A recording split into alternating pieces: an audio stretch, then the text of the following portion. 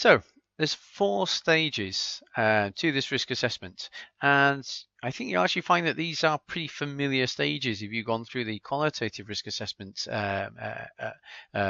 information that we've provided so far.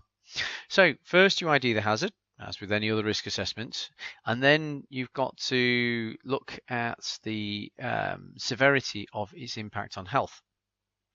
And so what they do here is break stages 2 and 3 is to identify how that hazard can affect health.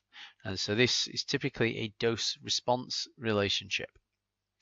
And then ID exposure, so how much is absorbed, ingested.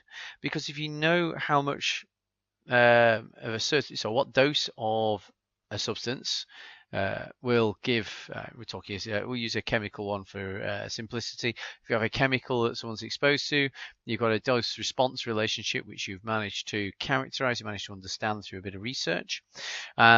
Then you can then look at what the levels people are exposed to, and because you know what the dose-response relationship is, you can then work out what dose they've had, and you can work out then what the magnitude of the risk to health is. So that enables you to characterize the risk.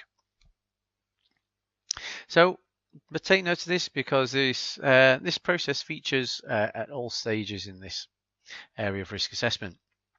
So, identify the hazards. Look at your process and consider what hazards may arise from it. So, use an example, a quite easy one, of an incinerator in the middle of a town. Now, these things are used to burn waste, as in municipal waste, rubbish, which is collected, just your domestic rubbish. And they use that to heat up steam.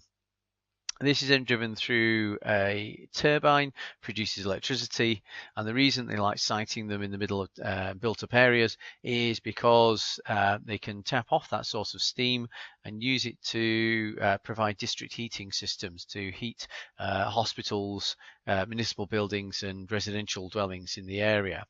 And so rather than having an extra energy change to turn some of that steam energy into electricity and then ship it out, so if they to sell it, if they can just turn it down, if they're using heat to warm up the houses, then apart from what is lost moving the heat from A to B, then you don't have another energy change, and you're making the most efficient use of the resource available.